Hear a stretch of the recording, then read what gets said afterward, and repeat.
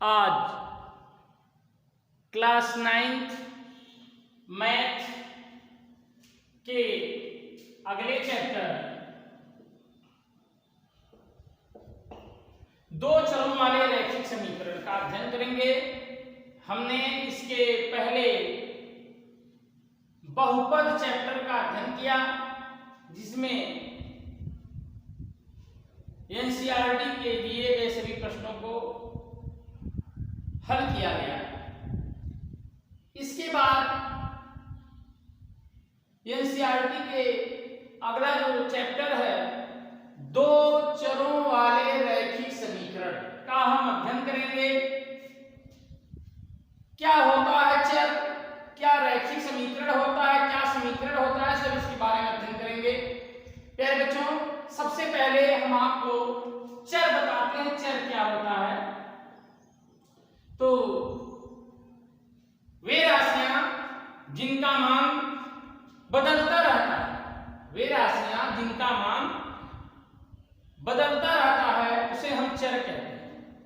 इसे x, y, z या u, v, w या अगर p, q, r अक्षरों से हम प्रदर्शित करते हैं। अर्थात किसी प्रश्न में x का मान 2 भी हो सकता है तो अगले प्रश्न में x का मान 4 भी हो सकता है। अर्थात वह मान जो हमेशा बदलता रहता हो उसे हम चर कहते हैं, उसे हम चर राशि कहते हैं। तो इसी की हमें आगे चर्चा करनी है चर के बारे में। तो चर समझ में आया? x, y दो चर है तो दो x, y लेंगे, u, v लेंगे। अब आती है बात अचर क्या होता है।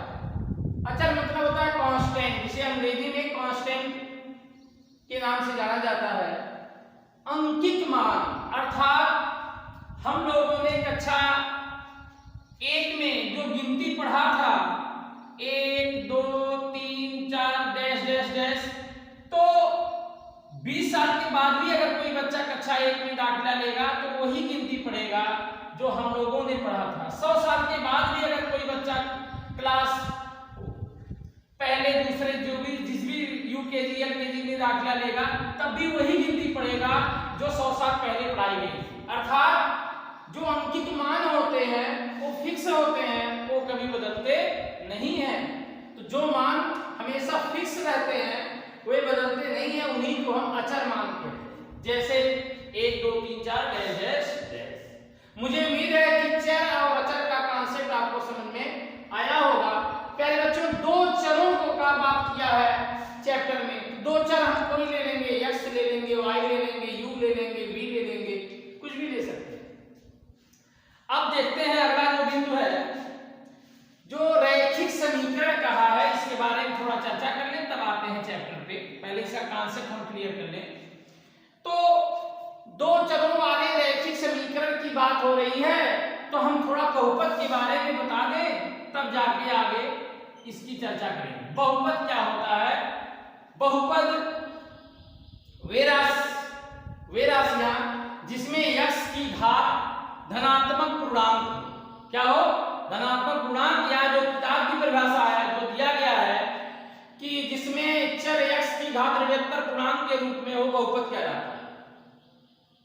अर्थात बहुपद को हम px से या gx से या rx से प्रदर्शित करते हैं। अर्थात x³ plus x² plus x plus 1 यह एक बहुपद है, यह एक बहुपद है। gx बराबर x धन 2 x² धन 5x, ये सभी क्या है? एक बहुपद है। कैसे हम जाने बहुपद है? इसमें जो चर राशि है इस पे जो घात है वह धनात्मक पूर्णांक के रूप में। कैसे है? धनात्मक पूर्णांक। देखिए है कि नहीं? तो बहुपद का कांसेप्ट आपको पूर्व के जो लेक्चर दिए गए हैं उसमें आपको समझ में आया होगा। प्यारे बच्चों, बहुपद को हमेशा px, gx, qx, rx इन सभी संकेतों के माध्यम से प्रदर्शित किया जाता है। अब देखिए यहाँ एक चर्चा किया गया है समीकरण के बारे में। समीकरण क्या होता है, थोड़ा इसकी भी चर्चा कर लेते हैं।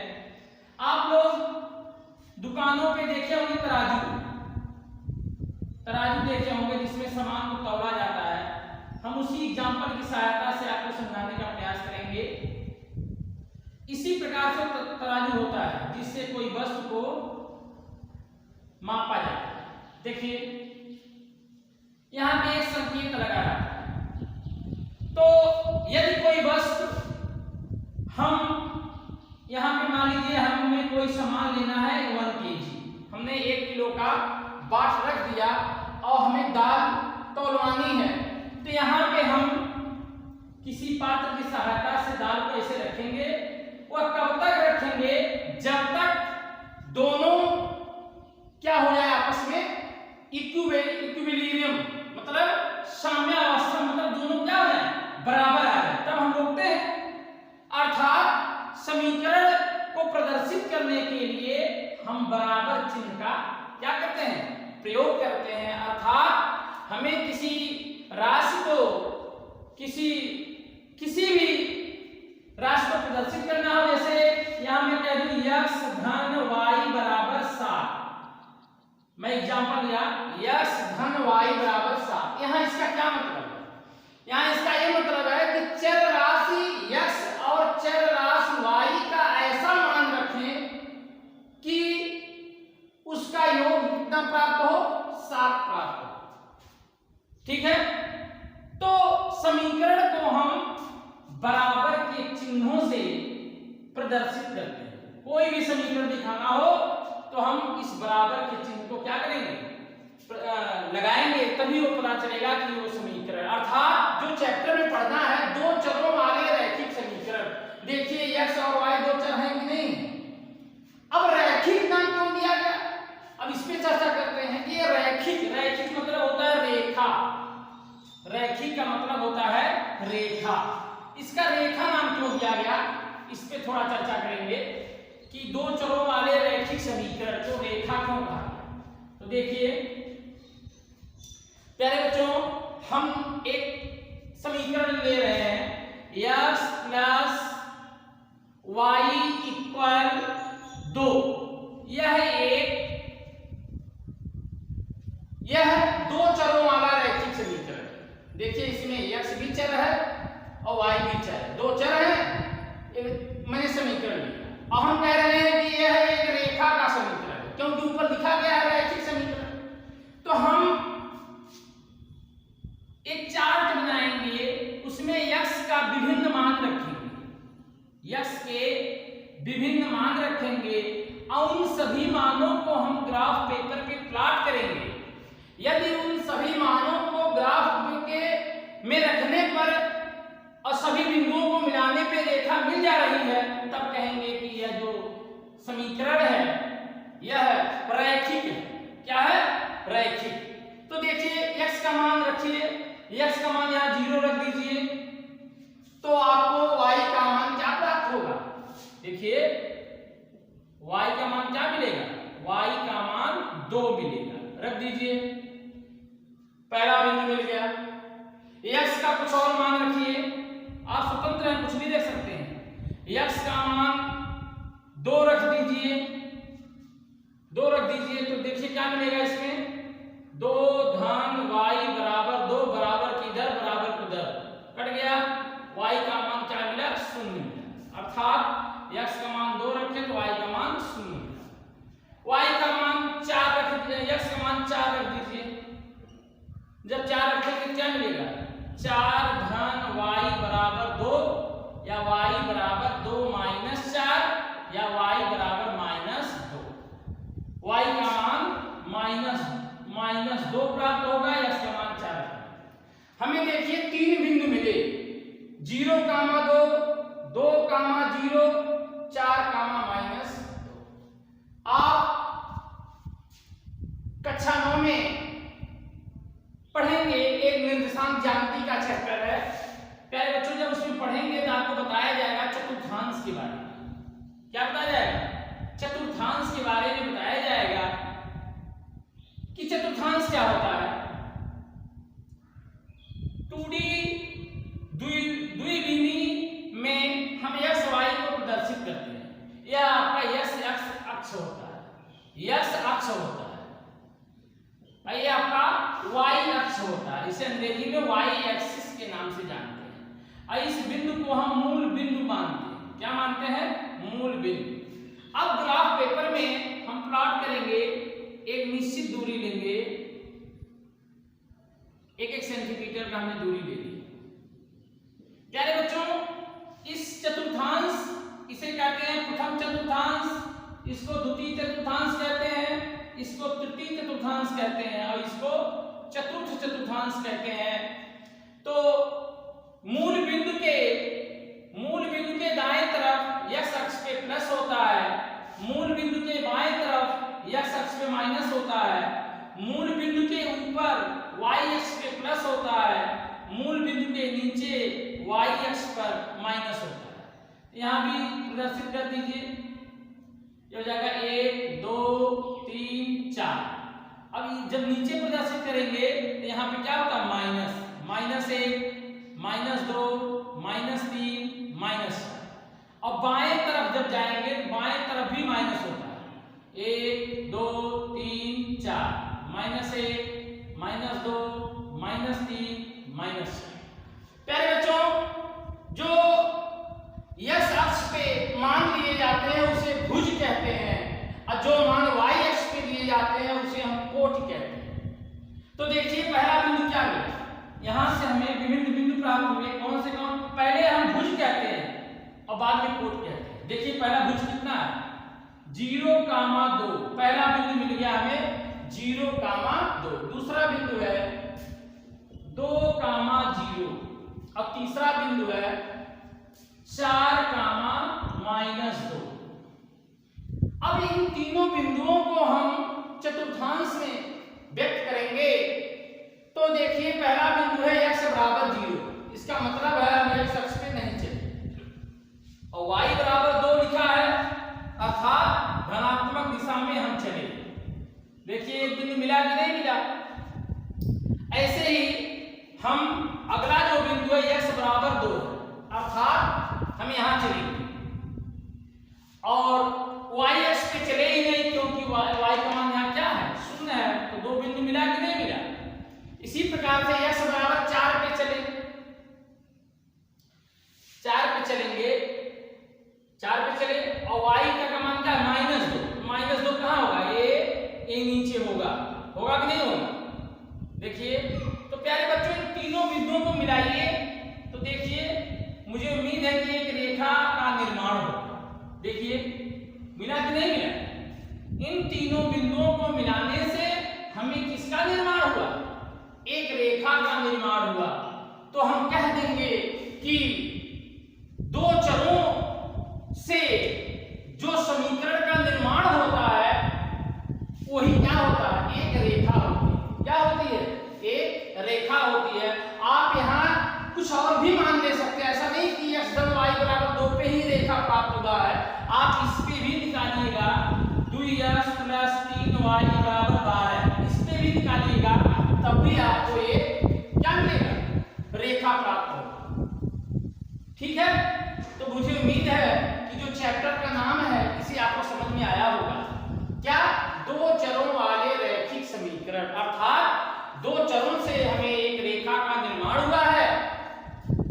तो प्यारे बच्चों, अब इसमें हमें कुछ प्रश्नावली से संबंधित कुछ तथ्य हैं उसको भी जानना है, इसको आप नोट कर लीजिए।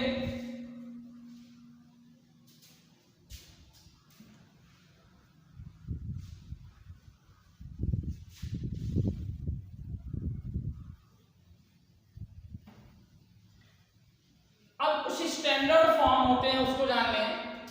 एक चर वाले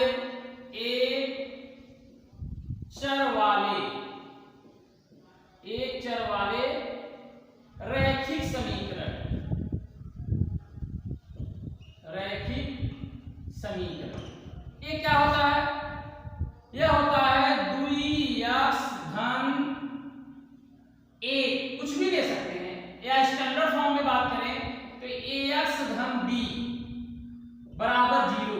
ये आपका क्या है? एक चर वाले रैखिक समीकरण। ये क्या है? एक चर वाले रैखिक समीकरण। देखिए इसमें कितने चर हैं, इसमें सिर्फ एक चर है x और ए बी क्या है, वास्तविक संख्याएं हैं।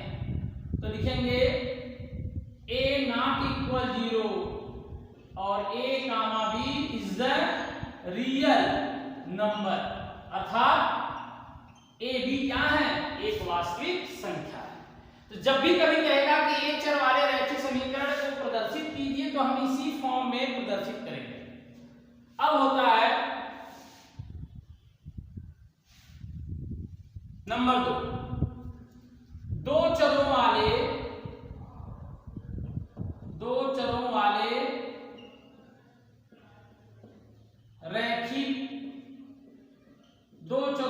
रैखिक समीकरण।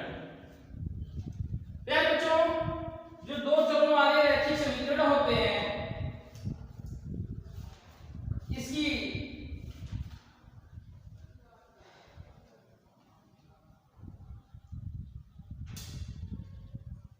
किसी रैखिक समीकरण में चर राशि का वह मान, किसी रैखिक समीकरण में चर राशि का वह मान जिसे समीकरण में उस चर के स्थान पर रखने पे समीकरण संतुष्ट हो जाए, वही क्या होता है, रैखिक समीकरण का हल होता है।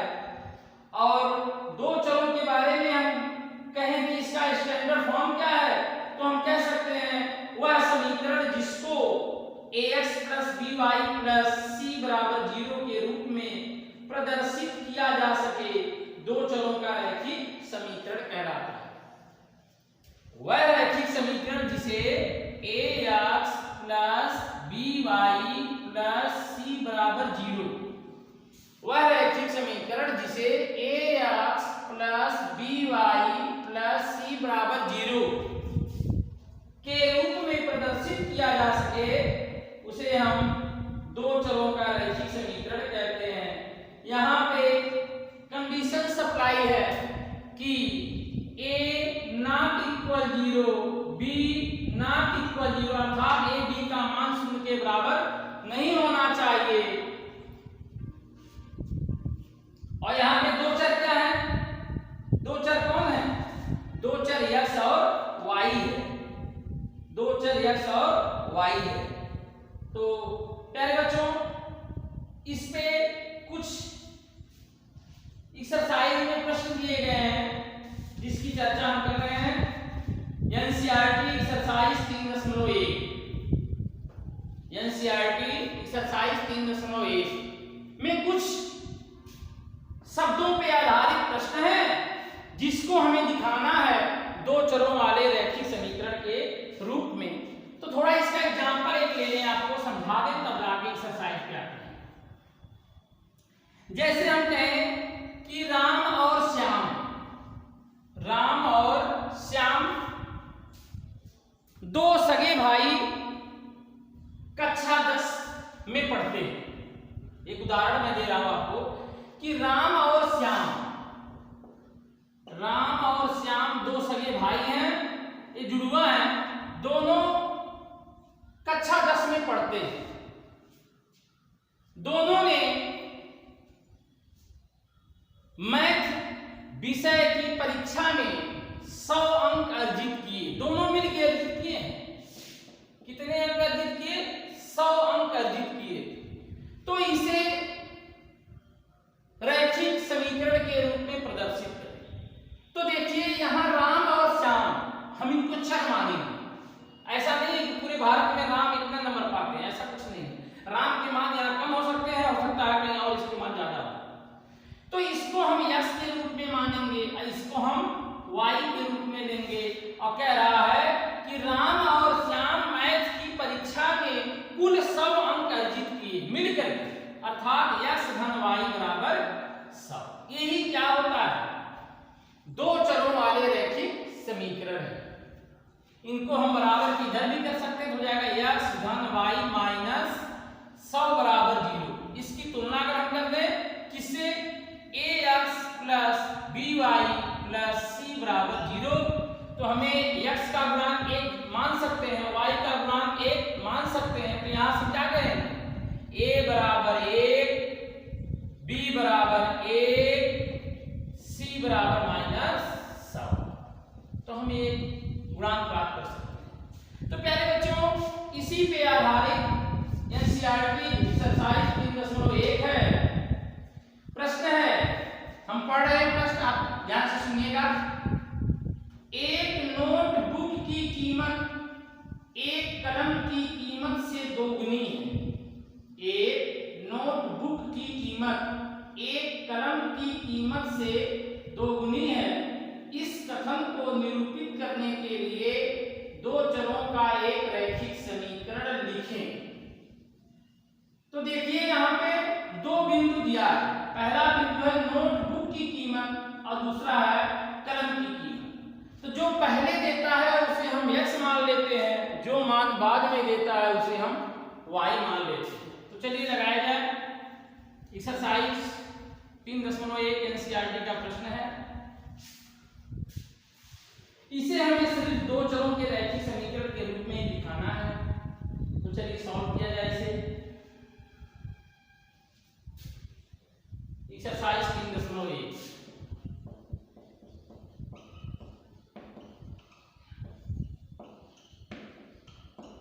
पहला प्रश्न कह रहा है कि एक नोटबुक की कीमत एक कलम की कीमत से दोगुनी है। तो लिखेंगे माना नोटबुक की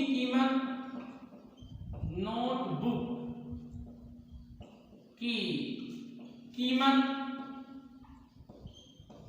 बराबर x रुपया तथा कलम की कीमत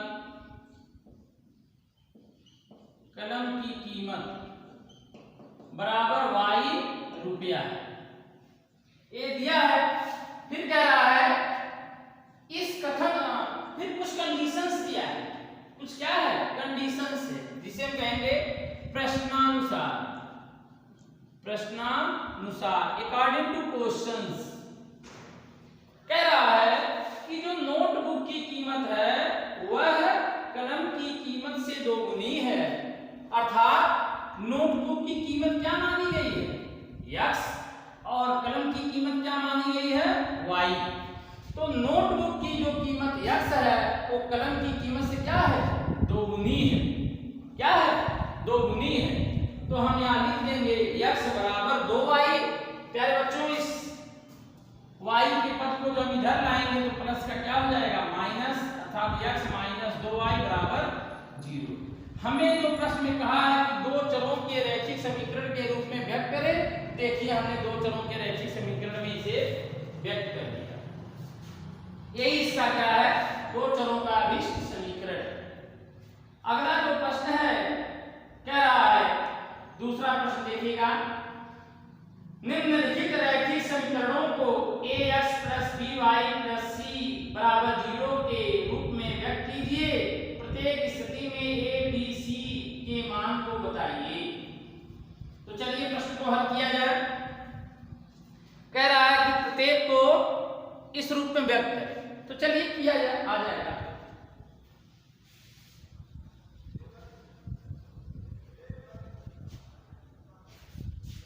निम्नलिखित तो रैखिक समीकरण ax + by।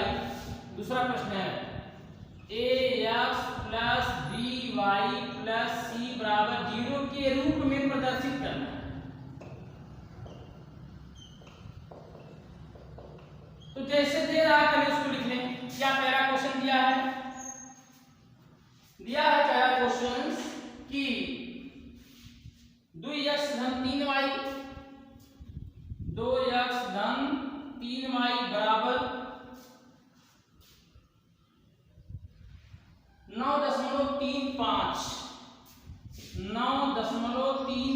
पे 3.5 में सिर्फ बार है। अब बार का चर्चा यहाँ नहीं करेंगे, वो लंबा हो जाएगा वीडियो। इस आते इसकी चर्चा फिर अदर वीडियो में करेंगे। तो कहा है कि a और b c का मान ज्ञात करें। प्यारे बच्चों, हम सबसे पहले इस रूप को लाएंगे। हम बराबर के वाले पद को बराबर इधर लाएंगे तो जाएगा 2x + 3y माइनस 9.35 बार है इसके बराबर 0। अब हम इसे समीकरण 1 समीकरण 2 की तुलना समीकरण 1 से करने पर, समीकरण 2 की तुलना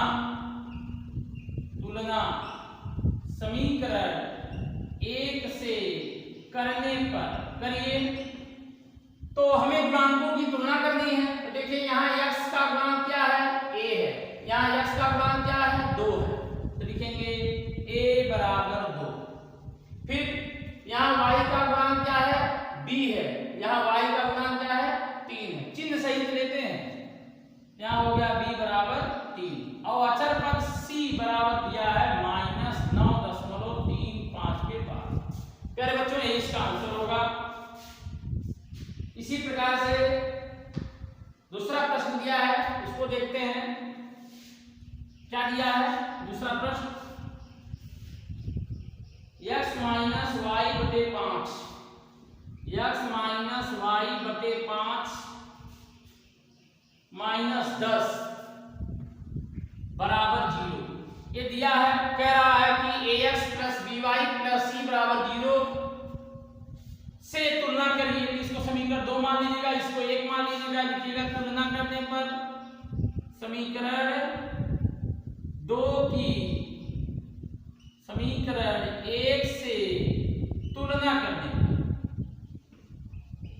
करने पर तो देखिए यहाँ 1 की जगह कुछ नहीं लिखा है तो 1 मानते हैं। तो देखिए क्या मिलेगा, a x का गुणांक a है, x का गुणांक 1 है, तो लिखेंगे a बराबर 1। फिर यह y का गुणांक b है, यहाँ y का गुणांक -1/5, इसे हम ऐसे लिख सकते हैं, +-1/5 यहाँ y लिख सकते हैं। तो b का मान मिला -1/5 और c का मान मिला -10। प्यारे बच्चों ये इसका आंसर। इसी प्रकार से एक्सरसाइज में तीसरा प्रश्न है -2x - 3y = 6। इसको हम -2x - 3y बराबर उधर वाले पद उधर उठा लाएंगे तो जाएगा -2x - 3y - 6 बराबर 0। इसकी तुलना हम ax + by + c से करेंगे जिससे हमें a b c का मान प्राप्त हो जाएगा। प्यारे बच्चों इसी प्रकार से सभी प्रश्न जो दिए गए हैं दूसरे में 8 तक जो प्रश्न दिए गए हैं सबका तुलना ऐसे करेंगे। आप इसे करके निकालिएगा। अब इसके बाद जो अगला चैप्टर 3.2 है उसकी चर्चा हम अगले वीडियो में करेंगे। तब तक के लिए धन्यवाद।